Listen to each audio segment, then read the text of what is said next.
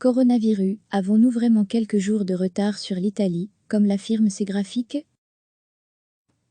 C'est devenu la nouvelle passion de ceux qui aiment les chiffres et qui savent s'en servir pour les disposer sur des graphiques, comparer le nombre de cas détectés de coronavirus dans différents pays et les mettre en relation avec l'explosion des infections en Italie. Nicolas Van de Waal, un professeur de physique de l'Université de Liège, publie régulièrement ses calculs sur Twitter, avertissement à l'appui. Ces comparatifs sont, selon lui, un avertissement pour nos gouvernements. Il faut anticiper la croissance de plusieurs jours. Toujours pas de fléchissement de l'exponentielle en dièse Italie, c'est un avertissement pour nos gouvernements. Il faut anticiper la croissance de plusieurs jours, die Covid-19 die coronavirus pic.twitter.com/xl1tmr7txh même, son de cloche de la part d'un professeur au département de sciences informatiques au University College de Londres. Tout le monde en sera au stade de l'Italie dans 9 à 14 jours, affirme-t-il. The coronavirus data, overlay with the date of set by the Amunshon. On of the country in like the rest. Everyone else will be Italy in 9-14 des teams. pic.twitter.com/VESY54x1GP. Je suis préoccupé par ces courbes, quand on voit ce qui se profile en Espagne, où le nombre de cas explose ces dernières heures, y a-t-il lieu de s'inquiéter à ce point? Après tout, les auteurs de ces projections ne sont pas médecins ni épidémiologistes. Et Nicolas Van de Waal reconnaît lui-même, dans un tweet, que ces calculs doivent être relativisés. D'autant qu'on ne connaît pas précisément le nombre de cas de coronavirus en Belgique, faute de tests en suffisance.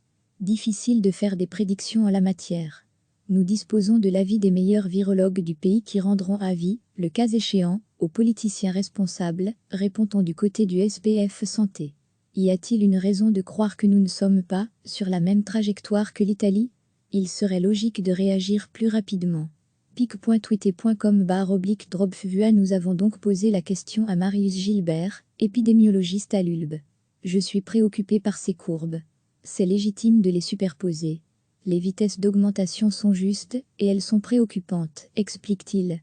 Mais la situation est en constante évolution.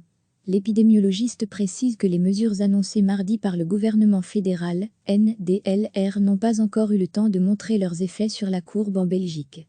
Il faut au minimum 5 jours pour que les mesures se traduisent dans les chiffres. Il n'empêche, il va falloir passer à d'autres mesures en Belgique pour ralentir la courbe. Le même Marius Gilbert ajoutait ce mardi dans le soir qu'à cette heure nous sommes incapables d'estimer le nombre de personnes infectées. Le pays a été pris de court après les vacances de carnaval, signant l'introduction de nombreux cas.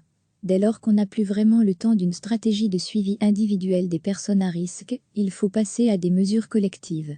La fermeture d'écoles à grande échelle n'est cependant pas encore à l'ordre du jour. La question relève d'ailleurs du casse-tête, comme l'écrit le SPF Santé sur son compte Twitter.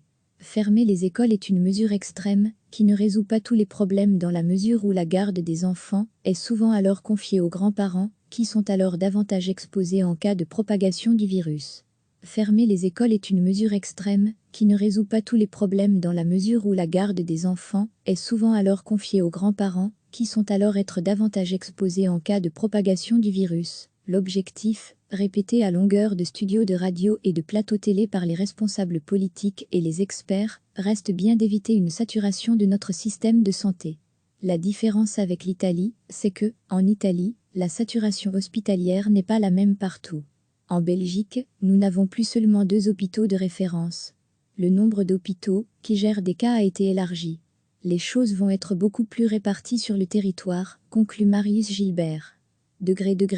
À lire aussi, symptômes, infos utiles, gestes essentiels, une infographie A4 à imprimer pour lutter contre le coronavirus. Recevez chaque matin l'essentiel de l'actualité.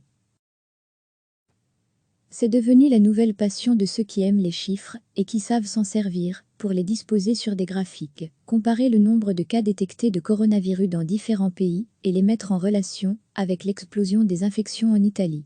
Nicolas Van de Waal, un professeur de physique de l'Université de Liège, publie régulièrement ses calculs sur Twitter, avertissement à l'appui. Ces comparatifs sont, selon lui, un avertissement pour nos gouvernements. Il faut anticiper la croissance de plusieurs jours. Toujours pas de fléchissement de l'exponentielle en dièse Italie, c'est un avertissement pour nos gouvernements. Il faut anticiper la croissance de plusieurs jours, Covid-19 coronavirus pic.twitter.com/xl1tmrctxh.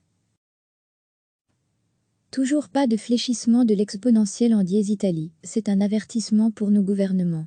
Il faut anticiper la croissance de plusieurs jours. Covid-19 coronavirus pic.twitter.com/xl1tmrctxh. Même son de cloche de la part d'un professeur au département de sciences informatiques au University College de Londres. Tout le monde en sera au stade de l'Italie dans 9 à 14 jours, affirme-t-il. The coronavirus data, overlay with the data of set by the Amunshon. On of the country in like the rest. Everyone else will be Italy in 9-14 des team. pic.twitter.com/VESY54X1GP. The coronavirus data, overlay with the data of set by the Amunshon. On of the country in like the rest. Everyone else will be Italy in 9-14 des team. pic.twitter.com/VESY54X1GP.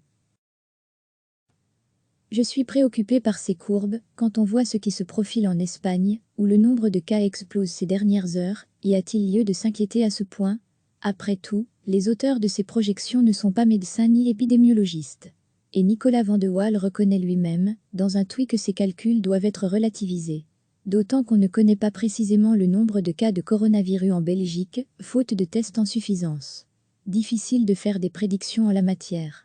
Nous disposons de l'avis des meilleurs virologues du pays qui rendront avis, le cas échéant, aux politiciens responsables, répond-on du côté du SPF Santé.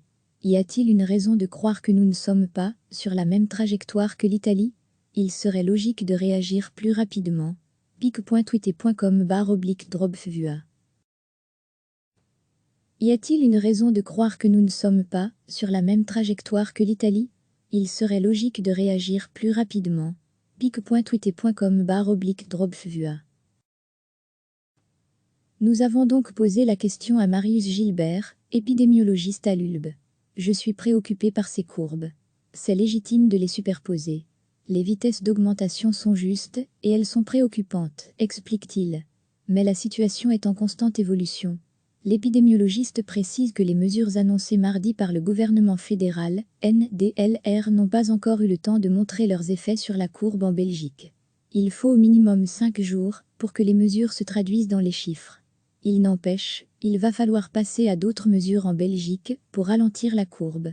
Le même Marius Gilbert ajoutait ce mardi dans le soir qu'à cette heure nous sommes incapables d'estimer le nombre de personnes infectées. Le pays a été pris de court après les vacances de carnaval, signant l'introduction de nombreux cas. Dès lors qu'on n'a plus vraiment le temps d'une stratégie de suivi individuel des personnes à risque, il faut passer à des mesures collectives. La fermeture d'écoles à grande échelle n'est cependant pas encore à l'ordre du jour. La question relève d'ailleurs du casse-tête, comme l'écrit le SPF Santé sur son compte Twitter. Fermer les écoles est une mesure extrême, qui ne résout pas tous les problèmes dans la mesure où la garde des enfants est souvent alors confiée aux grands-parents, qui sont alors davantage exposés en cas de propagation du virus. Fermer les écoles est une mesure extrême, qui ne résout pas tous les problèmes dans la mesure où la garde des enfants est souvent alors confiée aux grands-parents, qui sont alors être davantage exposés en cas de propagation du virus. Fermer les écoles est une mesure extrême, qui ne résout pas tous les problèmes dans la mesure où la garde des enfants est souvent alors confiée aux grands-parents, qui sont alors être davantage exposés en cas de propagation du virus. L'objectif, répété à longueur de studios de radio et de plateaux télé par les responsables politiques et les experts, reste bien d'éviter une saturation de notre système de santé. La différence avec l'Italie, c'est que, en Italie, la saturation hospitalière n'est pas la même partout. En Belgique, nous n'avons plus seulement 2 hôpitaux de référence. Le nombre d'hôpitaux qui gèrent des cas a été élargi. Les choses vont être beaucoup plus réparties sur le territoire, conclut Marius Gilbert. À lire aussi, symptômes, infos utiles, gestes essentiels, une infographie A4 à imprimer pour lutter contre le coronavirus. Cliquez sur s'abonner pour recevoir les dernières nouvelles.